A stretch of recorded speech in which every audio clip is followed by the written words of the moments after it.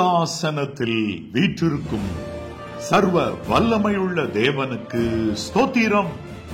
பிதா குமாரன் ஆவியானவரை கானம் பண்ணுகிறேன், ஸ்தோத்தரிக்கின்றேன். ஹல்லேலூயா. கர்த்தர் நல்லவர், அவர் கிருபை என்றும் உள்ளது. கர்த்தர் நல்லவர், அவர் கிருபை என்றும் உள்ளது. கர்த்தர் நல்லவர், அவர் கிருபை என்றும் உள்ளது என்றும் உள்ளது. ஆம், என் அன்பு சகோதர சகோதரிகளே, ஆசீர்வாதம் டிவி நேயர்களே, உங்கள் யாவரையும் இந்த சிறப்பு நிகழ்ச்சியின் மூலமாய் சந்திப்பதில் மிக்க மகிழ்ச்சி அடைகிறேன். என் அன்பு சகோதர சகோதரிகளே, மிக்க மகிழ்ச்சி அடைகிறேன். இதுவரையிலும் நான் செய்த எல்லா பிரசங்கங்கள் எத்தனை நீங்கள் கேட்டிருக்கிறீர்களோ, அதன்படியே ஆண்டவருக்கு பிரியமாய் நடந்திருக்கிறீர்களோ, அதெல்லாம் ஒரு பக்கம் இருக்க, நான் இன்றைக்கு உங்களுக்கு வழங்குகிற இந்த செய்தி இது எல்லாவற்றிலும் மிகவும் பிரதானமான ஒன்றாய் இருக்கிறது. ஆகவே உங்கள் வேலைகளை சற்றே ஒதுக்கி கவனமாய் கேளுங்கள். சங்கீதம் 9:11-12. சீயோனில் வாசமாயிருக்கிற கர்த்தரை கீர்த்தனம் பண்ணி அவர் செய்கைகளை ஜனங்களுக்குள்ளே அறிவியுங்கள். இரத்த பழிகளை குறித்து அவர் விசாரணை செய்யும் போது அவைகளை நினைக்கிறார். சிறுமைப்பட்டவர்களுடைய கூப்பிடுதலை மறவார். ஆம், என் அன்பு தேவனுடைய பிள்ளைகளே, சீயோனில் வாசமாயிருக்கிற கர்த்தரை கீர்த்தனம் பண்ணுங்கள், பாடி மகிமைப்படுத்துங்கள். பாடல் பாடி தேவனுக்கு துதி செலுத்துவது, ஆராதனை செய்வது இருக்கிறது பாருங்கள். அதற்கு ஒப்புமையானது எதுவும் இல்லை. அவரை கீர்த்தனம் பண்ணுங்கள். சீயோனில் வாசமாயிருக்கிறார் நம் கர்த்தர். பரலோகத்திலும் சீயோன் என்னும் சிறந்த இடத்தில் கர்த்தர் விசேஷமாய் வாசமாயிருக்கிறார். அவரை கீர்த்தனம் பண்ணுங்கள், பாடி மகிமைப்படுத்துங்கள். பாடல் பாடி மகிமைப்படுத்துங்கள். நம்பர் 2, அவர் செய்கைகளை ஜனங்களுக்குள்ளே அறிவியுங்கள். அவருடைய செய்கைகள், அவர் ரட்சிக்கும் விதம், அவர் மீட்கும் விதம், அவர் நடத்தும் விதம், அவர் பேசும் விதம், அவர் உங்களை ஆட்கொண்ட விதம், என்னை ஆட்கொண்ட தேவன், என் ஆட்கொண்ட பிதா என்று நீங்கள் கர்த்தருடைய செய்கைகளை ஜனங்களுக்குள்ளே சொல்லுங்கள், அறிவியுங்கள். கவனிங்க, பாட்டு பாடி அவரை மகிமைப்படுத்துறது ரொம்ப பெருசு நினைக்கிறீங்கல்ல, அதோடு கூட இதுவும் அதை போலவே ரொம்ப இம்பார்ட்டன்டான ஒண்ணு. கர்த்தருடைய செய்கைகளை ஜனங்களுக்குள்ளே அறிவிக்கணும். உங்களுடைய சொந்தக்காரர்கள் இருக்கிறாங்க, உங்களுடைய உற்றார் உறவினர் இருக்கிறாங்க, கர்த்தரை அறிந்திருக்கிறவங்களுக்குமே கர்த்தருடைய செய்கைகள் தெரியாமல் பெயர் அளவில் பெயர் கிறிஸ்தவர்களாய் இருப்பவர்கள் இருக்கிறார்கள், ஏராளம். அவர்களுக்கு கர்த்தர் உங்களோடு கூட பேசி சொன்னதன்படி இந்த காரியத்தை செய்தார், கர்த்தர் என்னை நடத்தினார், அவருடைய செய்கைகளை ஜனங்களுக்குள்ளே அறிவியுங்கள். 2, இந்த 2 காரியங்களை கர்த்தர் ஒரு குறிப்பிட்ட நேரம் வரும்பொழுது நினைப்பார். எந்த நேரம்? 12ஆம் வசனம் சொல்லுது, இரத்த பழிகளை குறித்து அவர் விசாரணை நடத்தும் போது, விசாரணை செய்யும் போது அவைகளை நினைக்கிறார். என் அன்பு தேவனுடைய பிள்ளைகளே, இரத்த பழிகளை குறித்து அவர் விசாரணை செய்யும் போது அவைகளை நினைக்கிறார். நம்ம சந்தன கடத்தல் வீரப்பன் மாதிரி ஏராளமான தவறு செய்தவர்களா என்ன என்று சிலர் சொல்லிக் கொள்ளுவார்கள். அல்லாவிட்டால் சதாம் ஹுசேனை போல ஏராளமானோருக்கு தீமை செய்தவர்களா என்று சொல்லிக் கொள்வார்கள். என் அன்பு தேவனுடைய பிள்ளைகளே, இரத்த பழிகளை குறித்து கர்த்தர் விசாரணை செய்யும் போது அவைகளை நினைக்கிறார். யார நினைக்கிறார்? யார் செய்த நினைக்கிறார்? பாட்டு பாடி அவருடைய செய்கைகளை ஜனங்களுக்குள்ள அறிவித்தவர்களுடைய இந்த 2 செய்கைகளை, இரத்த பழிகளை குறித்து அவர் விசாரணை செய்யும் போது அவைகளை நினைக்கிறார். இந்த 2 நினைக்கிறார். இப்படி பண்ணவங்க எங்க ரத்த பழி இருக்கு? யார கொலை பண்ணி இருக்கிறாங்க? யார கொண்டு போட்டிருக்கிறாங்க? இரத்த பழிகள் பல விதங்கள் இருக்கு. அது நம்முடைய வாழ்க்கையில் ஏதோ ஒன்று இருக்குமானால் ஒரு நாள் தேவன் நம்மை விசாரிப்பார். நடந்ததையோ தேவன் விசாரிப்பார் என்று எழுதியிருக்கிறது. அப்படியானால் காரியங்கள் எல்லாம் நடந்துவிட்ட பிறகு தேவன் ஒரு நாள் விசாரணை செய்வார். பாவம் நடந்த உடனே ஆதாம் ஏவாள் 2 பேரையும் கூப்பிட்டு விசாரித்தார். ஏன் இப்படி செய்த? உடனே ஆதாம் சொன்னார், ஏவாள் நீர் கொடுத்த ஏற்ற துணை இவ்வாறு செய்தார். ஏவாள்கிட்ட கேட்டா சர்ப்பம் என்னை வஞ்சித்தது. அப்ப விசாரணை நடக்கும். ஆமா, ரத்த பழி நம்ம மேல எங்க இருக்கு? அதத்தான் இன்னைக்கு விளக்கி சொல்ல போறேன். உங்க மேல ரத்த பழி இருக்கா இல்லையான்னு இந்த பிரசங்கம் முடிஞ்ச பிறகு உங்களுக்கே தெரியும். யார் மேல ரத்த பழி இருக்கு இல்லங்கிறது இந்த பிரசங்கம் முடிஞ்சவனே உங்களுக்கு புரிஞ்சு போயிடும். இந்த ரத்த பழியை குறித்து விசாரணை நடத்துறப்ப 2 காரியத்தை நினைப்பார். ஒன்னு, சியோனில் வாசமாயிருக்கிற நம் கர்த்தரை நீங்கள் கீர்த்தனம் பண்ணினதை நினைப்பார். பாட்டு பாடினத பாடி மகிமைப்படுத்தினதை நினைப்பார். அப்பனா சலுகை தருவார், தயை பாராட்டுவார், தப்பு வைப்பார் அப்படின்றதுக்கெல்லாம் இது காரணமா இருக்கும். நினைப்பார். 2வது, அவர் செய்கைகளை ஜனங்களுக்குள் நீங்கள் அறிவித்தது உண்டானால் அதை நினைப்பார். என்னைய பத்தி ஜனங்களுக்குள்ள பிரஸ்தாபம் பண்ணினான், என்னைய பற்றி ஜனங்கள் மத்தியிலே அவன் எடுத்துரைத்தான், நான் அவனுக்கு செய்த அற்புதத்தை சொன்னான், நான் அவனுக்கு கொடுத்த விடுதலையை குறித்து சொன்னான், அத கர்த்தர் அந்நாளிலே நினைப்பார்.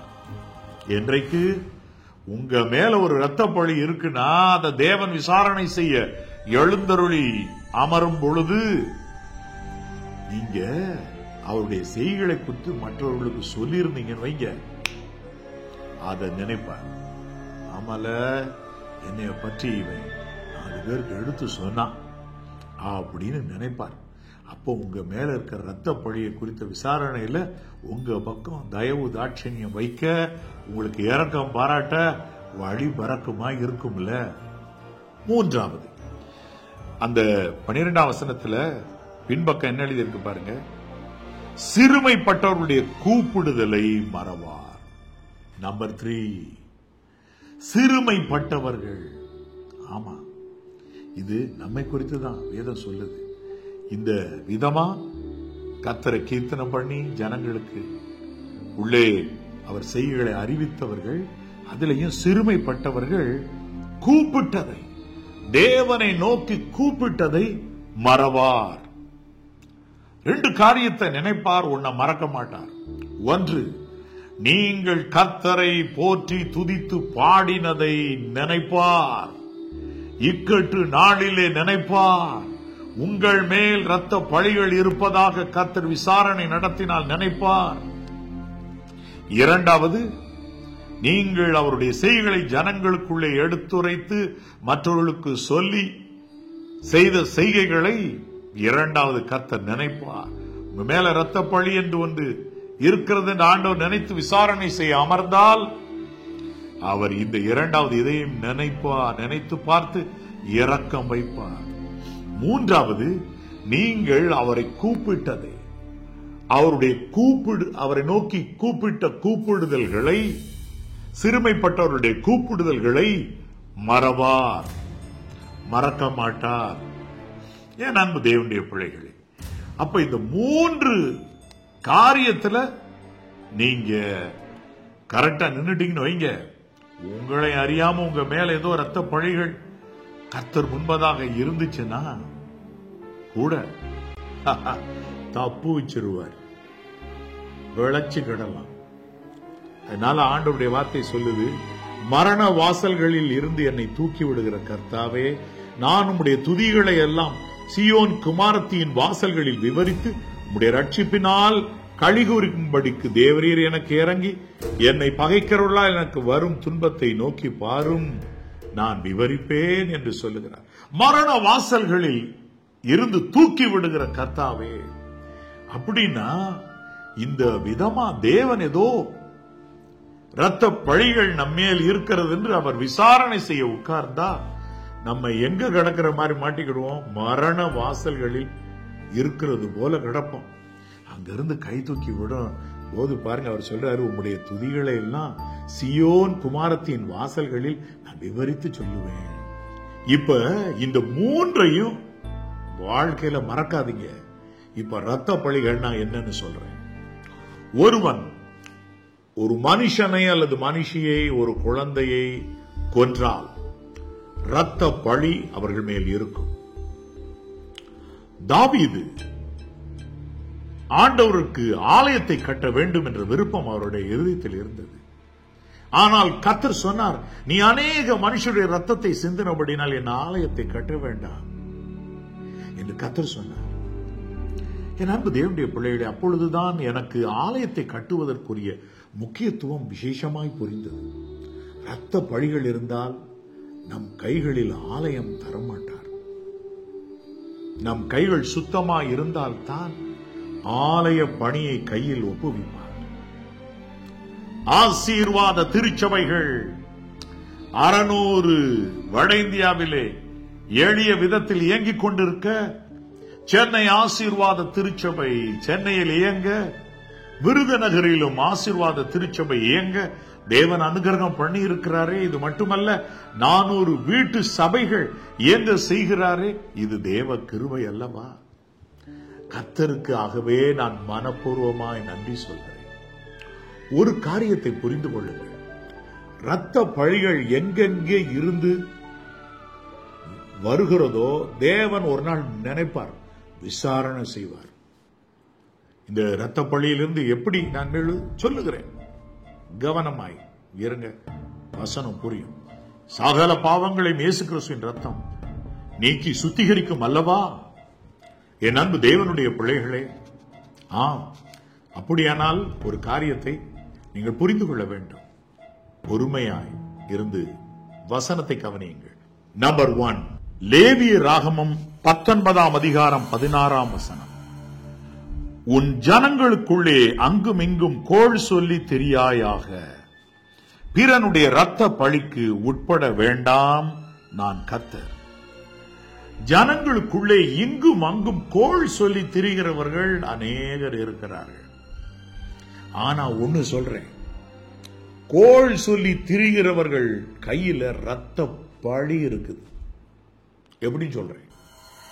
தீய விதத்துல மற்றொரு உள்ளத்தை உடைச்சி அவர்கள் வாழ்க்கை கசந்து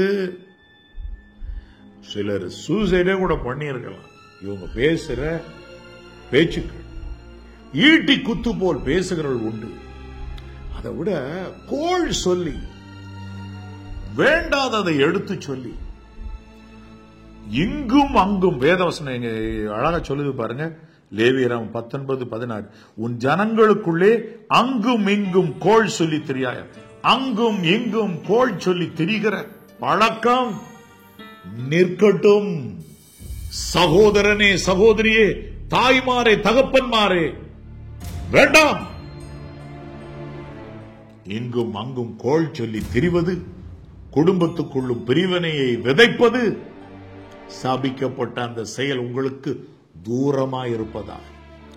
இங்கும் அங்கும் கோள் சொல்லி தெரிஞ்சா அவங்க ரத்தம் கொதிச்சு அவங்களுடைய வாழ்க்கை முடிவுக்கு கூட போகலாம். அப்படி போனா கூட ரத்த பழி உங்க மேலதான் இருக்கும், யாருக்கும் தெரியாது அப்படின்னு நினைக்காதீங்க.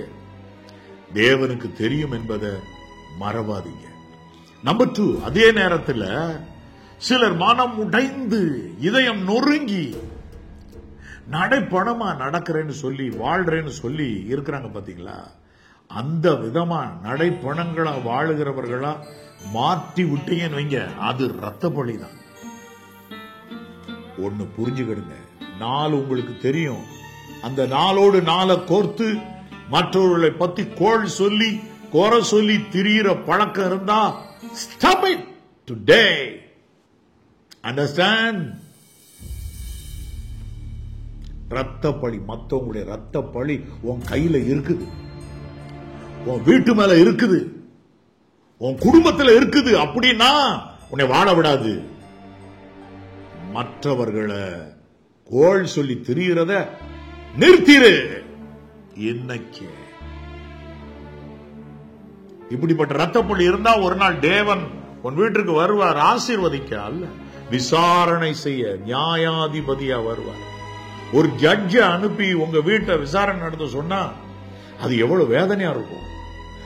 தேவனே எல்லாரிலும் பெரிய ஜட்ஜ், அவர் உங்க வீட்டுக்கு வர்றாரு, விசாரணை நடத்தினா அது எப்படி இருக்கும்?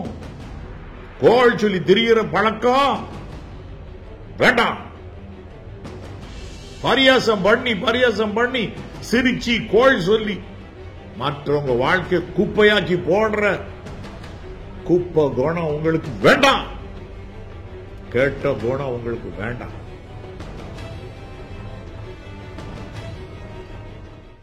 அப்படிப்பட்ட இரத்த பழிகள் உங்கள் மேல் இருக்குமானால் கர்த்தர் எதை விசாரணை செய்யும்போது நினைக்கிறாரு, அடடா இவ்வளவு கெட்ட குணம்லாம் இருந்தா கூட மனம் மாறி பாட்டு பாடுது, இந்த பெண்ணு என்னை போற்றி துதிக்குது, அதனால இரக்கம் பாராட்டணும்னு நினைப்பார் இல்லையா? என் செய்திகளை ஜனங்களுக்குள்ள எடுத்து சொன்னான் நினைப்பாரல்ல. நம்பர் 2, இரத்த பழி எப்ப வருது ஒருத்தருடைய வாழ்க்கையில சொல்றேன், கவனிங்க.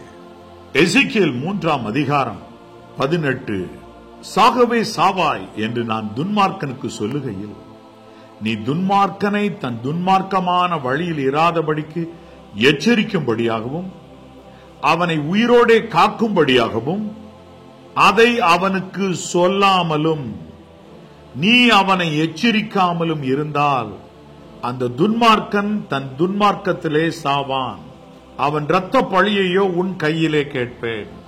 என்ன காரியம்? சாகவே சாவா என்று நான் துன்மார்க்கனுக்கு சொல்லுகையில் அத உன் காது கேக்குது. நீதிமானே, உன் காது கேக்குது. அந்த துன்மார்க்கன் சாவான் அப்படின்னு கர்த்தர் சொன்னா கேக்குது காதுக்கு, நீதிமான் காதுக்கு நல்லா கேக்குது. நீ அந்த துன்மார்க்கனை தன் துன்மார்க்கனமான வழியில் இராதபடிக்கு எச்சரிக்கவும் அவனை உயிரோட காக்கும்படியாகவும் நீ செய்யாம விட்டுட்டேன்னா அவன் செத்துருவான். அந்த ரத்த பழிய மட்டும் உன் கையில கேட்பேன். நீ நீதிமான் தானே. அவன் துன்மார்க்கன் தன் துன்மார்க்கத்துல சாக போறான்னு சொன்னது உன் காது கேட்டுச்சா? அத கேட்டதுக்கு பிறகும் அவனை நீ எச்சரிக்கவும் இல்ல, இன்னொரு பக்கம் அவனை உயிரோட காக்கணும்ன்ற எண்ணமும் உனக்கு இல்ல. இந்த 2 காரியத்தினால அவனுடைய ரத்த பழி ஓன்ட்ட தான் கேட்பான்பா அப்படின்னு சொல்லி கர்த்தர் நீதிமானாக தேவ பிள்ளையாக மனு புத்திரனே என்று சொல்லிதான் இதெல்லாம் சொல்றாரு. தேவ பிள்ளையே உன்னிடத்துல கேட்பேன் அப்படிங்கிறார். எசேக்கியேல் 3:17 வேதவசனம் சொல்லுது, இஸ்ரவேல் வம்சத்தாருக்கு உன்னை காவலாளாக வைத்தேன் மனுபுத்திரனே. பாத்தீங்களா? இப்ப இதுல 2 காரியம். இது ஊழியக்காரர் தானே சொன்னாருங்க. ஆனா கர்த்தருடைய வார்த்தை உண்டாகும் போது என்ன சொல்றாரு? மனுபுத்திரனே. ஒரு மனுஷனுடைய பிள்ளை கேளு, மனுபுத்திரனே, மனுஷனே கேளு. அப்ப கர்த்தர் ஊழியக்காரன்னு சொல்லி இது சொல்றதல்ல, ஊழியக்காரருக்கு இத சொல்லியிருந்தார். ஆனாலும் மனுபுத்திரனேன்னு சொல்லி அட்ரஸ் பண்றதுனால மனுஷனே கேட்டுக்க. துன்மார்க்கன் சாகவே சாவான்னு உன் காது கேட்க சொல்லப்படும் போது அதை போய் சொல்லி எச்சரிக்கலைன்னாலும் அவன் உயிரோடு காக்கணும். துன்மார்க்கன் தான் ஏன் காக்கணும்? அவன் உயிரோடு காப்பதும் உன் கடமை தான். அந்த கடமை நீ செய்யாட்டாலும் உன் கையில் அவன் செத்துருவான். செத்த பிறகு அந்த ரத்த பழிய உன் கையில நான் கேட்பேன். பாத்தீங்களா? எத்தனை இரத்த பழிகள் வாழ்க்கையில வரக்கூடும் என்பதை நீங்க படிச்சுக்கிட்டீங்களா? தேவ பிள்ளைகளே, இந்த விதமான இரத்த பழிகள்லாம் உங்க கையில இருக்குன்னு வச்சுக்கிடுங்க. இப்ப தேவன் அந்த விசாரணை நடத்தும் போது என்ன செய்வார், தீர்மானம் எப்படி எடுப்பார்? நம்பர் 1, அதான் சீயோனில் வாசமாயிருக்கிற கர்த்தரை, சங்கீதம் 9, 11, 12. சீயோனில் வாசமாயிருக்கிற கர்த்தரை கீர்த்தனம் பண்ணி அவர் செய்கைகளை ஜனங்களுக்குள் அறிவியுங்கள். இந்த 2 செய்கை நீ செய். ரத்தப்பொழி அறியாம உன் கைட்ட இருந்துச்சு, இதை நீ செய். அப்ப கர்த்தர் இந்த 2ஐயும் நினைப்பார். அறியாம செஞ்ச காரியம் நான் மன்னிக்கிறேன். அறியாம நடந்துருச்சு, இந்த புள்ள தேவனை அறிந்த புள்ளதான், அறியாம நடந்துச்சு, நான் மன்னிக்கிறேன். அல்லது தயை பாராட்டு அப்படின்னு அவர் இறங்குகிறார். புரிந்து கொள்ளுங்க. அப்ப அதனாலதான் வேதம் சொல்லுது, நான் என்றைக்கும் கோபம் வையேன், என்னைக்கும் கோபம் வைக்க மாட்டேன். நீங்க என்னோட கூட கர்த்தரை மகிமைப்படுத்துங்கள் பாடல் நிகழ்ச்சி போட்டுட்டு இருக்கோம்ல, அது ஒன்னொன்னு ரெக்கார்டிங் பண்றதுக்கு உயிரை கொடுத்து கத்தி பாடி இருக்கிறேன். அந்த நேரத்தில் எத்தனையோ முறை ரிஹர்சல் எடுப்போம், அப்புறம் திரும்ப ரெக்கார்ட் பண்ணுவோம். இவ்வளவு இதெல்லாம் பண்ணிருக்கோம்ல, அதெல்லாம் நீங்க பாடி கர்த்தரை துதிக்கிறதுக்கு தான். எவ்வளவு பெரிய வேலை நடக்குது. தேவன் அதை நினைக்கிறார். நீங்க பாடி அவரை கீர்த்தனம் பண்றத நினைக்கிறார். அன்பு சகோதரனை சகோதரிய நினைக்கிறார். உட்கார்ந்து பாட்டு பாடுங்க. குடும்ப ஜெபம் எல்லாம் இருக்கும்போது மறைமுகமா என்ன நடக்குது? எல்லாரும் கைதட்டி பாடுறீங்க இல்ல, உங்க மேல அறியாமல் இந்த ரத்தப்பள்ளிகள் ஏதாவது இருந்துச்சுன்னா அவர் இதை நினைப்பார். பாடினாங்க, குடும்ப ஜெபம் செய்தாங்க. பாத்தீங்களா? சிறுமைப்பட்டவர்களை கூப்பிடுதலையும் மறக்க மாட்டார். கூப்பிடணும். கூப்பிடுகிற காக்கை குஞ்சுக்கு அவர் இறங்குகிறார். கூப்பிடணும்.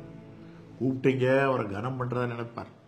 அதனால வாழ்க்கையில மரண வாசல்களை போய் நிக்காதபடி காப்பார். அப்படியே மரண வாசல்கள் நின்னா கூட சீயோன் குமாரத்தின் வாசல்கள் எல்லாம் உடைய துதியை நான் சொன்னா அவர் தூக்கி எடுத்துருவார். ஆமா, மற்றவங்களுக்கெல்லாம் கர்த்தருடைய செய்கைகளை நீங்க அறிவிக்கிறீங்களா? அறிவிக்கிறீங்க. என்ன பிரதர், நான் சொல்லவே இல்லை, அறிவிக்கவே இல்லை, நீங்க பொய்யா சொல்றீங்க நான் அறிவிக்கிறேன்னு. எப்படி அது ஆகும்? நீங்க இந்த ஆசீர்வாதம் தொலைக்காட்சி ஊழியம் ஏராளமானவருக்கு போய் சேர்றதுக்கு மாதம் தோறும் 5 அப்பம் 2 மீனுக்கு அடையாளமா காணிக்க அனுப்புறீங்கல்ல, மறைமுகமா அறிவிக்கிறீங்க. மறைமுகமா அறிவிக்கிறீங்க. டைரக்டா நீங்க அறிவிக்கட்டாலும் எத்தனையோ வீடுகளுக்கு டிவி இணைப்பு கொடுக்கப்படுகிறதுக்கு தேவையான பண செலவை நீங்க சந்திக்க முன் வர்றீங்க. என் அன்பு தேவனுடைய பிள்ளைகளே, நம்முடைய ஏர்டெல் கனெக்ஷனுக்கு மாத்திரம் ஒரு ஆண்டுக்கு ஏறக்குறைய 1 கோடி ரூபாய்க்கு மேல நாம பணம் கட்டினாதான் உங்களுக்கு எடுத்து கொண்டு வர்றாங்க. அப்ப அந்த பணம்லாம் யாரு கொடுப்பா? எந்த வெளிநாட்டு பணத்தினாலும் இதை நாங்க செய்யல. நான் என்னுடைய ஸ்டுடியோ ஒன்றை வைத்து அதில் வருகிற வருமானத்தை வைத்து ஊழியம் செய்யலாம். எனக்கு வீடியோ எடிட்டிங் துறை எல்லாம் தெரியும். அதை வச்சு செய்தா இன்னைக்கு எத்தனையோ லட்சங்கள் மாதத்துக்கு அதுவாட்டு கொண்டு வரும். ஆமா, எவ்வளவோ லட்சங்கள் கொண்டு வந்துடும். அதுல இருந்து எடுத்து ஊழியம் செய்யலாம் தான் ஓடினப்ப ஒரு பெரிய விபத்து நேரிட பண்ணி, இல்லப்பா முழு நேரமா எனக்கு பண்ணி செய்வியான்னு ஆண்டவர் கண் திறந்த உடனே கேட்டார். அப்ப இந்த தேவையெல்லாம் யாரு சந்திப்பா? நீங்க கொடுக்கறீங்களா இல்லையா? அத்தனை பேருக்கு அறிவிக்க உதவியா நிக்கிறீங்களா இல்லையா? அடடா, நான் அறிவிக்கல பிரதர், அறிவிக்கிறதுக்கு உதவியா. அப்படி சொல்லுங்க. ரைட். அப்ப நீங்க சொன்னது கரெக்ட். அந்த காரியத்தை நினைப்பாரா இல்லையா? அப்ப அத நீங்க மறக்கும்படிக்கு யாராகில 2 பேர் தப்பா பேசுவாங்க. இந்த ஊழியம் இப்படிங்க, அந்த ஊழியம் அப்படிங்க பேசுவாங்க. அதை கேட்டு நீங்க கர்த்தருக்கு காணிக்க கொடுக்கறது நிப்பாட்டிடுவீங்க. அப்புறம் உங்களுக்கு இறக்கம் எங்க இருந்து பிறக்கும்? மனுஷருக்குள்ளே அவருடைய செய்கைகளை அறிவியுங்கள், கர்த்தர் அதை நினைப்பார். புரிஞ்சுக்கிடுங்க. கடந்த மார்ச், ஏப்ரல், மே இந்த 3 மாதங்கள் பாருங்க, நம்முடைய ஊழியத்தில் சுமார் 40 லட்சம் ரூபாய் தொய்வு வந்திருக்கிறது. எதனால? மார்ச் மாசம் எல்லாரும் டாக்ஸ் கட்டுகிற டாக்ஸ்ல மீத பகுதி எல்லாம் கட்டி தீர்க்கணும். அதனால வர்ற வருமானமே குறைஞ்சிடும். டிடிஎஸ் பிடிச்சிட்டு சம்பளம் போடுற இடங்கள்ல சம்பளமே குறையாதான் வரும், ரொம்ப குறையா. அப்ப கொடுக்க முடியல. ஏப்ரல் மாதத்துல பிள்ளைகளுக்கு அடுத்த வருடத்துக்கு ஃபீஸ் கட்டணும். மே மாதத்திலையும் கூட, மே மாதம் சுற்றுலாவுக்கு போகணும், சொந்தக்காரங்க வீட்டுக்கு போகணும், அதற்கு செலவு, வழி பிரயாண செலவு எல்லாவற்றிலும் போய்விடுகிறது. அப்ப இந்த 3 மாதங்கள் தேவனுடைய பணி சிறப்பதற்கு தடுமாற்றம் வருகிறது அல்லவா? இது 40 லட்சம் ரூபாயை குறித்து எடுத்து சொன்னாலும் குறிப்பிட்ட அளவு சந்திக்கப்பட்டிருக்கிறது, இன்னும் மீதம் இருக்கிறது. அப்ப என் அன்பு தேவனுடைய பிள்ளைகளை சந்திப்போம், கர்த்தருக்கு மனப்பூர்வமா கொடுப்போம். நீங்க இவ்வாறு செய்கிற இந்த உதவி, இந்த பணி இருக்கு பாருங்க, தேவன் நினைப்பார். இரத்த பழிகளை குறித்து விசாரணை செய்யும் பொழுது அவரை கீர்த்தனம் பண்ணினதை நினைப்பார். அவருடைய செய்கைகளை ஜனங்களுக்குள் அறிவிக்கிறது மற்றும் அதற்கு துணை நிற்கிறத நினைப்பார். 3வது, சிறுமைப்பட்டவர்களுடைய கூப்பிடுதலை மறவார். நீங்க சிறுமைப்பட்டவர்கள் தான், ஆனா கூப்பிடாம விடாதீங்க. கர்த்தருக்கு தெரியும் விடாதீங்க, கூப்பிட்டுருங்க. கர்த்தரை நோக்கி கூப்பிட்டுருங்க. இந்த 3 லைனை பாய்ச்சின்னு வைங்களேன், தேவன் மனம் இறங்கவே செய்வார். RGB, red, green and blue, இந்த 3 வர்ணத்தை வச்சுதான் நம்ம பார்க்கிற தொலைக்காட்சியினுடைய எல்லா வர்ணங்களுமே உண்டாக்கப்படுகிறது. அழகா செட் பண்ணி டிவியா நம்ம பார்க்கிறோம். இந்த 3 கர்த்தரை கீர்த்தனம் பண்ணுவது,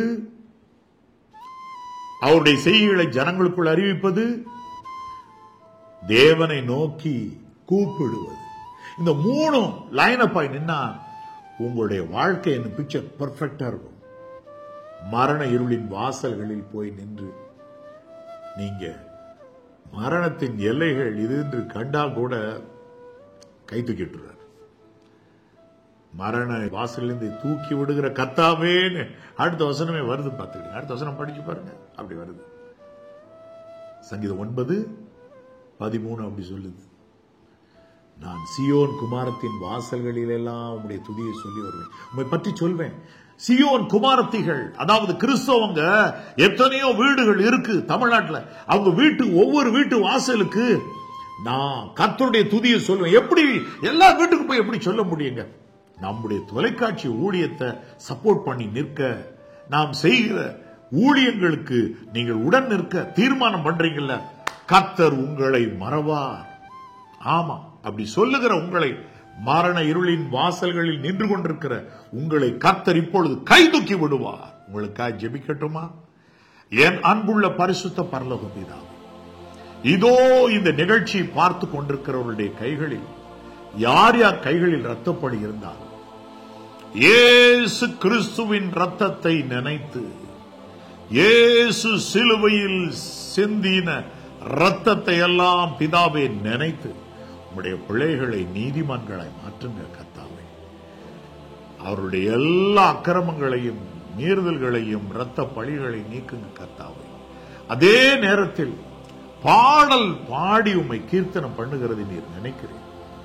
பாடி தொழுத பொழுது பவுலும் சீலாவும் விடுவிக்கப்பட்டார்கள். கர்த்தாவே, உம்மை நோக்கி கூப்பிட்டு தப்பினார்கள் என்று வேதத்திலே நாங்கள் வாசிக்கிறோம். உம்முடைய ஜனங்களுக்குள்ளே உம்முடைய செய்கைகளை அறிவித்த, தன் நற்கிரியைகளால் அறிவித்த தபித்தாள் தொற்காள் என்னும் பெண்ணை அழகாய் நீர் உயிரோடு எழுப்பினீரே. செய்கைகளை மற்றவர்களுக்கு அறிவித்தல், அவருடைய அன்பின் மாதிரியை மற்றவர்களுக்கு காண்பித்தல், தங்கள் கிரியைகளினால் காண்பித்தல், இப்படி ஏதாகிலும் ஒன்று செய்தால் கர்த்தர் மரண இருளின் வாசல்ல இருந்து தபித்தாளை எழுந்திரு என்று எழுப்பிவிட்டது போல இவருடைய வாழ்க்கையிலும் கிரியை செய்வீரையா. இவருடைய கூப்பிடுதலை மறக்க மாட்டேன். ஒவ்வொரு நாளும் நோக்கி கூப்பிட அனுகிரகம் செய்தார். இந்த ஜெபத்தை இயேசு கிறிஸ்துவின் நாமத்தினால் மனத்தாழ்மையோடு ஏறெடுக்கிறேன் பிதாவே. ஆமென், ஆமென்.